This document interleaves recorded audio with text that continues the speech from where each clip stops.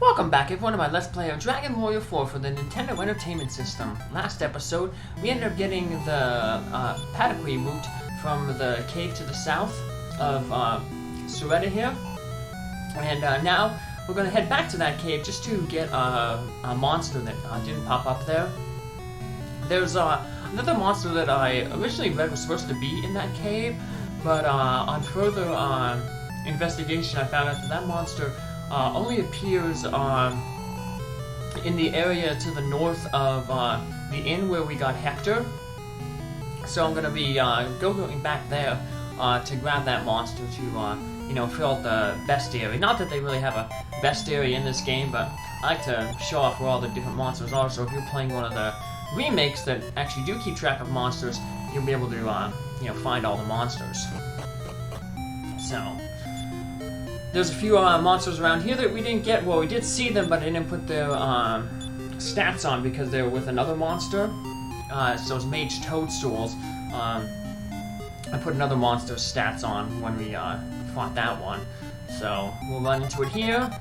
And then like there's a few other monsters here, like this bison hawk. So he's not going to start asleep like the power swap did in over in Frenner, where Alina, Bray, and Crystal first did their adventure in Chapter 2. But there's also armored scorpions around this area that we didn't run into, so gotta run into one of them. Otherwise, I would just warp back to Mintos to just give the seed to the root to Christo, but because I want to run into these monsters, I'm just gonna walk until I get encountered with those monsters. So yeah, once you get onto the second floor here, you can run into this monster. Surprised I didn't run into him because he's pretty common. Here he is, the Conjurer. He looks like the Sarrow's Shadow, the boss of Chapter 1 of Ragnar. We're gonna learn a little bit more about Ragnar when we get Crystal and Alina in our party. Because Ragnar will be the last person we need to get in our party. Now there'll be a few other guests that we can get that'll pop in on occasion, but Ragnar's the last, hero who had his own individual chapter. So then once we get that monster, we got all the monsters in this cave. We can cast the outside. And we'll just start walking to get that, other monster that we still need to get. And then we can warp to Mintos to give Christo the cure that he needs. Here we got the metal scorpions, which you think of the ones in around Mildar in Dragon Warrior 1. That's where we first ran into them. Out. And then the final one, the mage toadstools that I mentioned about. Nothing, like mages, they can cast spells on you, but not too bad. They're not as bad as the mushrooms. The worst mushrooms are the ones in Dragon Warrior 3 that you run into in the cave of Nanals, where you find the Dream Movie. They have all those status effects that can put you to sleep, and that's kind of like a really tough point where the game kind of has a little bit of the difficulty spike there. Not as scary though, so. Alright, but we got all the monsters around here. Now we can just cast a return back to Mintos. And then we will, head back to Branca, which is the castle town near where the inn was by the desert. And then we'll get that last monster, and then we'll start looking for Ragnar. Let's make some inventory space here. Alina has some inventory space because she used up all her medical herbs in that final fight.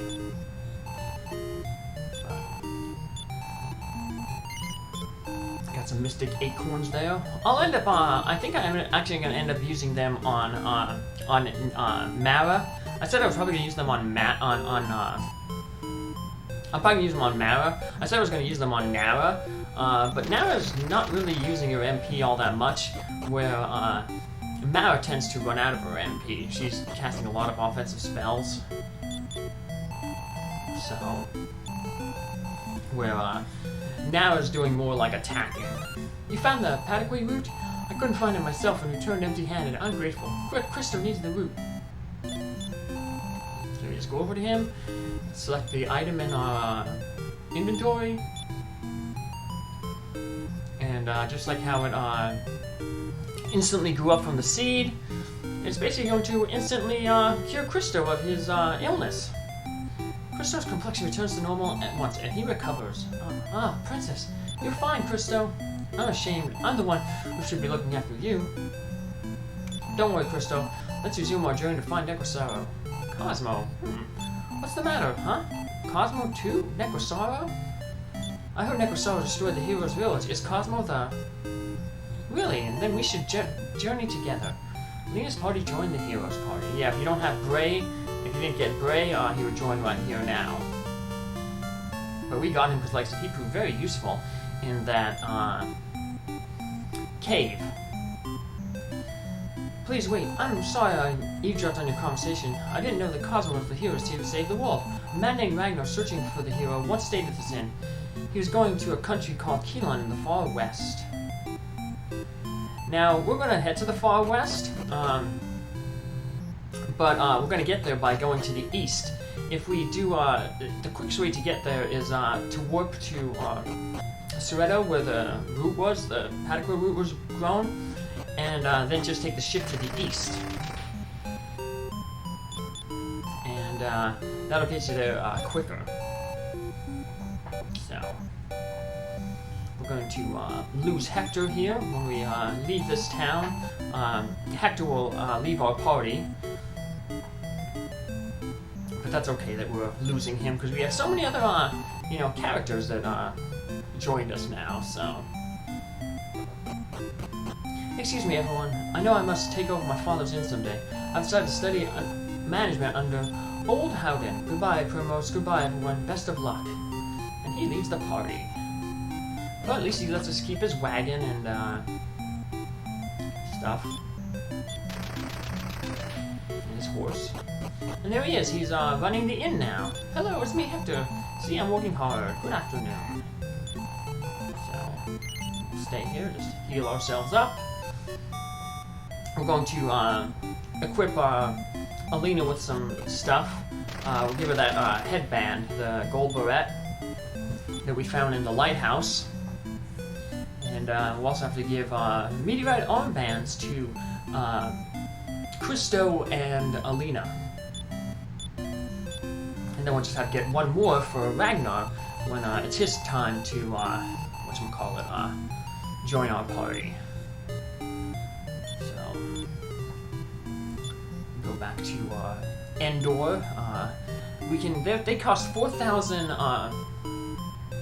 coins to get. We can get 1,000 coins by going back and forth through the tunnel from Endor to Branca. If you keep just walking back and forth, eventually it'll say like, you're the X amount of person to go through the tunnel. Like, congratulations, just like 1,000 coins. So we'll end up doing that when we want to start going for that last meteorite armband. Yeah, we got some new headgear for Alina. Alina and Christo will be a little bit behind on levels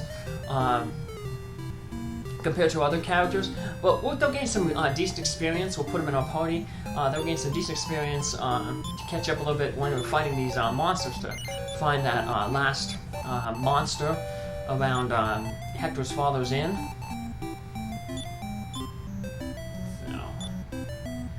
Got the Thief's Key here now. Now there's a few places we can go back and get some treasure, mainly just Berland, where Ragnar was, but the monsters there are a little bit tougher, so rather than head back there, we'll head back there eventually later when we get Ragnar, so we'll just the treasure that we get there are nothing really important. Mostly it's like money and seeds. So we won't whatchamacallit, head back there right now. We'll come back, but we will head back to Endor here to drop off some items in the vault here, and we can finally let Talon's wife see Talon. So we get a little bit of different dialogue if we come back here with Talon. And finally get to say like hi to his wife and his son. So just get rid of a few things. That treasure map, not really all that important. Gum pod, that's a useless item. Just get rid of it.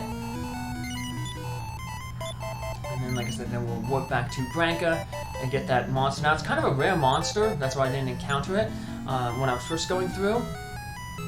So, I'm going to basically off-screen it. It actually took me about 10 minutes to find it. Got some good experience, though, for Christo and Alina. Helped them catch up a little bit. They're a little, like I said, they're a little behind on levels. But the other characters will, you know, they'll level a little slower because it costs more experience per level to. So I put different party members in just to rotate them around a little bit. Oh dear, it's you. Welcome home. Don't worry about me. I'll be here when you return after fulfilling your dream. Talk with his son up here. I was gonna stay at the table. Welcome home, Daddy. Yes, I've been a good boy. When I grow up, I'll work as hard as you, so you and Mom can live comfortably. Nice. The kid is up. Talon's retirement plan. Talon apparently has a spin-off game that he stars in. Someone told me about. But I don't know what system it's for.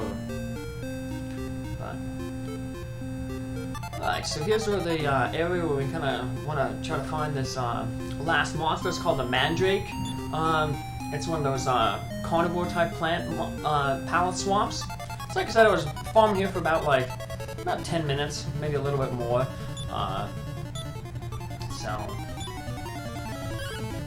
there it is. Nothing really difficult about it, especially now that we're kind of a little over leveled from when we first came by here, and we have a full party as opposed to before when we just came by. We just had Cosmo, Nara, and Mara. It'd be nice if they dropped some mystic acorns. So they increase your magic points between 3 and 5. So between episodes, I'll basically save scum to get 5 magic points on Mara. Because she's the one who's been running out of MP the most of all our characters. So like I said, we'll warp here to Soretta, and then we'll just go over to the east, so we end up on the west side of the map. And we're going to end up back in the Kelon area where Chapter 4 took place. So there's a lot of new stuff to experience around there. A lot of it will be locked off because, literally, because we don't have Orin anymore to break locks for us. And the Thief's Key that Alina came with doesn't open those magic key doors that were around Kelon. So we're going to actually, one of the first quests we're going to get is to find the second key, the magic key, to open up some new doors. But before we do that, we're going to, like I said, head back to Moonbara, and then Village Keeves, then Hayville, maybe even Actimo. We'll go visit all those towns that the sisters visited, so that we can put them on our return list. Getting to see some sea monsters. Not too difficult. There's some sea monsters, speaking of sea monsters, there's these certain sea monsters that are really rare. There's 4 of them that only appear on one tile. So that'll be fun farming them. there's a cave we gotta go to later on. And then they only appear on the square right outside that cave. So it's basically like you gotta jump in the cave, go out, jump in the go out. There's these scent seat pouches though that increase random encounters. So in future Dragon Quest, there's a spell called Whistle that you can whistle, and it draws in a random encounter to you. So that would be useful if there was appeared in this game, but yeah, we'll find those monsters later. Now though, we'll just get some more monsters here. 2 new monsters here, Mystic Dolls and the Dragon Pup. The Dragon Pups can breathe fire, but otherwise not too difficult. Mystics, they cast that Chaos spell, which confuses your characters. Luckily, it didn't work against any of us. Christo, though, kind of knows that they're going to cast that, so that's one of the good things about the AI, something that knows, like, the enemies are, like, spellcasters. So Christo tried to prevent them from casting it by casting the stop spell on them, but it didn't work, so...